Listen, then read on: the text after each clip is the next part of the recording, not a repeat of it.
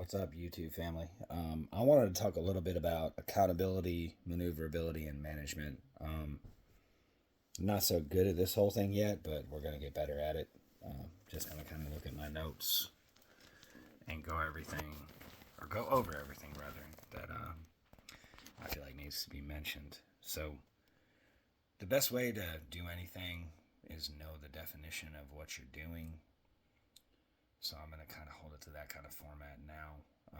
Accountability, by definition, if you look it up on Google, probably anywhere, used to be the Webster's or Merriam, whatever those big books were with thick definitions. I digress. Accountability is the fact or condition of being accountable. Responsibility. How we define it in our company is extreme ownership of any task that you're assigned. So, if we succeed, who's responsible? We are. They, him, her, them, or it, whatever condition made it happen. If we fail, who is responsible? Me, my, and I. Like, that is extreme ownership of accountability. And that's what we're looking for in this company. Not to point blame, not to point fingers, but we need to be able to adjust, adapt, and overcome, and be able to do whatever it is that we can to make sure that everybody succeeds. It's not just about the bottom line, it's about all the employees that we're responsible for. How are we going to pay them and give them a good living? They have to be accountable for what they do. And if they're not, then we can't be successful. We rely upon you as an employee. So, I mean, that's as far as we'll go with that. One of our mottos is if we fail, we get back up to succeed. Why do we fail? It could be lack of knowledge, effort, planning, creativity, resources, and lack of cooperation. It can all lead to failure. This is not just a business plan. This is not just a business model. This is how every company succeeds. That's what I was going for here. Another thing to think about is, why is success so important? Well, if we grow, you grow, and vice versa. You know, it shows a path forward, offers choices and variety, it creates confidence, it relieves pressure, it creates more scenarios for success. And that just leads to more referrals because we're doing good work and everything just kind of falls into place, right? So, I mean, that's what we're going for. That's what we're doing. And that's why we're in business. You know, happy customers, success, vision. So let's move on to maneuverability. All right. And I didn't write any notes down for management. I can't even keep my notebook together. That's my problem. But anyway. So the definition of maneuverability is the quality of being easy to move and direct. I think that's a very important factor in anything that we do in landscaping, because it's the operation as a whole. It's the gears that move and drive the entire situation. So let me ask you a question. How fast do you move? Does it create effectiveness or chaos? You know, we're out here to grow something. And what that means is we got to do it with less mistakes, which means we have to be efficient, right? We have to be able to, any task that we perform is something that we provide excellence in. It's not about pride. It's about just knowing what we're doing and demonstrating it to the customer. The overall value of the service that you provide is that in itself, and that's kind of what the essence of what we do is. What can we do to improve in this department? Well, I'll go back and ask, how fast do you move? Does it create effectiveness or chaos? If it creates chaos, then we're not really being efficient, because we're having to go back and do things again, and go back is a dirty word. How does it improve efficiency and overall job performance? I mean, that has to do with maneuverability 100%. Are you going to do something where you get on the property, you get off the property, it looks like you did a good job, or are you going to get complaints afterwards? Do you have this shrub that wasn't pruned? Do you have this little, I call them alfalfa sprouts in the yard because you went over the yard too fast? Did you not double cut where you needed to? Did you not detail and look over the job when you were done before you left? Because as soon as you leave a job, that's your signature on that job. I mean, goes without saying. But then a lot of times we need to say it anyway so that we can remind ourselves. When switching tasks, are we doing so with purpose? So you got a guy out there that's your edger and your weed eater, and that's all he does on that property. Does he know how to get from point A to point B with the maximum efficiency? Because we're talking about production here, are we not? And that's what we need to be focusing on. So when our employees get back in the truck, we tend to a lot of times just, we've made the plan for this property, how do we execute? And the next property that we go to, until we're totally familiar with it and it's automatic, it's still a production job. We're not trying to be robotic. We're trying to be the best that we can be for our customers, offer the best value, offer the best service, maximize our profit. And that's what we're here to do, you know? So we always got to consider that as a point in maneuverability. Can our workflow on each property improve? That just goes back to what we were saying right there. What are we doing that we can do better? How can we improve the service? Because the best services are the ones that are created and maneuvered the most efficiently is what I'm trying to say.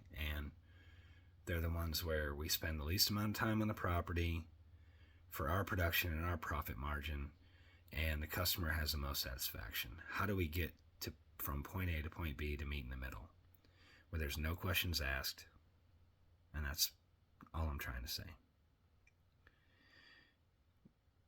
Do new customers impede or hinder our profit due to windshield time? That has to do with narrowing down route territory. We're all trying to do this. That's the holy grail. We want 22 properties in the same subdivision on Monday. Tuesday, we want to go maybe drive 15 minutes and do 10 or 12 and hit those properties there. We want to take over subdivisions. That's what we do as landscapers. Without really taking competitions,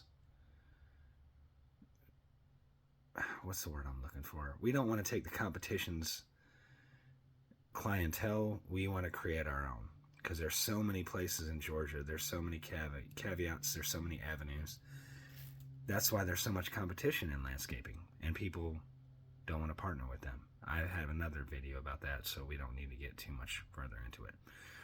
How are we doing communicating with our customers? We have to be excellent at customer service. A lot of landscapers miss on this point entirely and in itself. They don't want to communicate with their customers. They don't want their customer coming out on the property because they're afraid that as soon as the customer comes out on the property, it's going to create more work and it's going to lower the profit margin. No, what it's going to actually do is create more opportunity for you as a customer service representative. And a lot of landscapers don't see themselves as that kind of person, but you are. You're an advocate for your business, and everything that you do reflects on your business and the landscaping industry as a whole. So how are you going to head this off at the pass? As soon as your customer comes out, I know it's stopping your production. It might seem annoying or whatever it is to you, but if you're on the blower, cut off the blower and go relay the message to the management. If you're not the management, do whatever you got to do to meet the customer in the middle. And the main thing is cut the time frame out so that the result is driven and given. That's the best way that I could put it. I mean, it's just like any other customer service.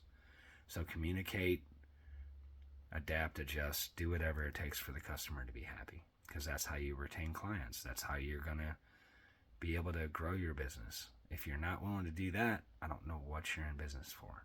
Just saying. Do we make decisions in a timely manner as a company? A lot of times that has to do with just narrowing your route territory. It all goes into one big basket, but it's not one nut. It's got a lot of things involved with it there where you got to tie it up. And I mean, it's Christmas every day out here, y'all. It really is.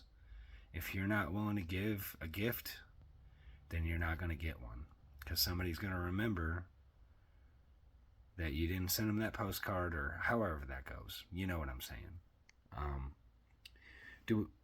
Have we turned over every stone to improve? What do our customers say about us?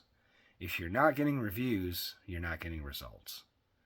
So it's a big balancing act. It really is. That's what we're all in it to do. We have to balance all these things all the time to be able to be a successful business. And if we don't, then somebody else is going to be buying our equipment. We're going to be listing it on Marketplace. We're going to be getting out of the business. We're going to be frustrated, you know. This is for some, and this is not for all. But it's one of the most rewarding businesses. It's one of the most lucrative businesses. It's the absolute best place to place yourself to see if you're up for the challenge. I mean, I came out of food service, and that's the most thankless thing that you can do, because everybody's so particular on what they do. What you're basically up against when you're in landscaping is the wife. Happy wife, happy life. If you can make the wife happy on the properties that you have for your clientele, everything's going to flow smooth. I don't mean that or say that to make it counterproductive or offensive, but if your wife's not happy with the product that you're delivering on that property, you're going to lose clients. I promise you that. Maybe that's just something that people don't want to touch upon, but I like to tell the truth, and there it is. As far as management, I'm going to throw the book away because I didn't even write the notes for this one. I didn't structure it. Management is about how you manage your time so that you can manage the time for the client. When you have a client that wants you to be on a property at a certain time on a given day, okay, they're not a squeaky wheel. That's what you got to plan your route around so that you can retain your customer base. The ones that know that you're coming, know that you do a good job, they're loosey-goosey, you know, that's the best client that you could ever have. Doesn't say that the ones that expect you there on a certain day are not good clients, but you schedule everything around them. It's common sense. There's nothing that needs to be said about that. The way that you manage your time in the morning when you get up, did you practice hygiene? Your teeth brushed? Your hair combed? I mean, I don't have that problem, but I mean, don't hold that against me. Just saying. Do you look presentable on the project? Are your employees efficient? Or are they just walking around smoking cigarettes? Like, that's one thing I hate on a property. Don't smoke when you're on a customer's property. Don't vape. Don't do anything that shows that you have a habit that takes away from the excellence that you're trying to produce for them and what they expect. I mean, that's cut above everybody else. That's an easy one. That's low-hanging fruit. Labor. Are you managing your employees effectively so that every ounce of labor is geared towards the production? I mean, once you have employees that are dedicated to your company, you're obviously going to want to keep them, but they're going to be the ones that see your vision, agree with your vision, and they make a living at the end of the day off of what you do. You build your client base, so why wouldn't you manage your employees to do the same thing, and just on a different level, and give them a comfortable life where they're happy to show up every day? We can get into more of this, but that's all I got for now. YouTubers, just have a good night and reflect on the things I said. I'm looking for comments on this one. Looking for an improvement. But this is what I know in the 43 years that I've been graced by God on this earth with the opportunity to run this show and just get Grass Day LLC to be as best as it can be. So, comments below and subscribe if you like this video. Thank you.